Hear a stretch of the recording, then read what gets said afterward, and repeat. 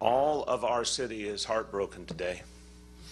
And we've seen it over these last 2 weeks. We've seen the pain that people feel from all walks of life, a sense of appreciation for the sacrifices of this family and of the Ramos family. Their understanding for people who have never worn a uniform of how many dangers our men and women in uniform face and what it means for their families. All of this city is feeling the pain right now, and all of this city wants to lift up the Liu family and the Ramos family. All right, ladies and gentlemen, welcome to Give Me Five. On Sunday, that was yesterday, New York City buried their second police officer in as many weeks, Wenjian Liu, who was one of the two officers assassinated in cold blood now 3 weeks ago. That was Mayor de Blasio, and if you could see the split screen, many, hundreds and thousands of the officers in attendance at that funeral turned their backs on the mayor once again when he spoke, despite the fact that the police commissioner had asked them in advance not to do it. They did it because this guy, in unprecedented fashion, has called his police force racist and said that he fears for the safety of his mixed-race son, his black son, at the hands of his own police force, and he won't take it back, and he won't apologize, and that's why they turned their backs. Here's more. Detective Wenjian Liu was a good man. He walked a path of courage, a path of sacrifice, and a path of kindness. This is who he was. And he was taken from us much too soon.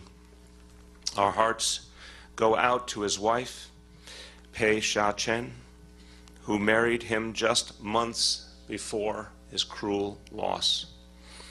To his father, Wei Tong Liu, and his mother, Shouyan Li, who have suffered the unimaginable pain of losing their only child. Yeah, look, he said all the right things if he were a normal mayor and this were a, God forbid, normal circumstance, speaking at the funeral of a cop. It's never normal, but you know what I'm saying. This is not a normal mayor, and this is not a normal circumstance. You cannot forget, and I'm watching CNN's coverage of this, and they got Earl Lewis of New York One, a local New York station. He's been a columnist for years, African-American, and is talking about the battle with the mayor and with the conflict with the mayor and what did the mayor do to why the conflict. Never brings up that the mayor said the cops might kill his kid. That's now being erased from history. It's sad. It's sad.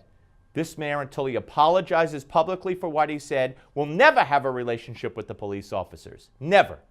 Here's more. And to all the men and women of the New York City Police Department who served alongside Detective Liu these past 7 years, they were his second family. And that family has lost a beloved brother. For a mayor, there's no more solemn ceremony than this, mourning a man whose life was taken while fighting for all that is decent and good.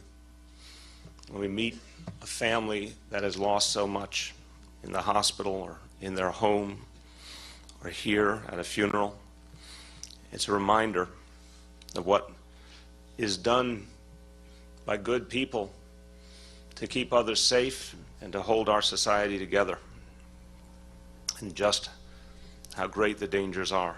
All right, ladies and gentlemen. Again, he's saying all the right things, but you can't listen to what he says without putting it in the context of what he has said and what he has not apologized for. And until he apologizes for what he said in the past, it's meaningless. It's meaningless. Now, there were media reports that, especially on CNN, because that's where I watched the funeral, they were the only network to cover it yesterday. Oh, just a scattering, a few cops turned their backs. Wrong. Thousands of cops turned their backs. And you could go online, there's tweets all over the place from people who took pictures and tweeted out the thousands, or some said hundreds, some said thousands, but CNN said a handful. Wrong.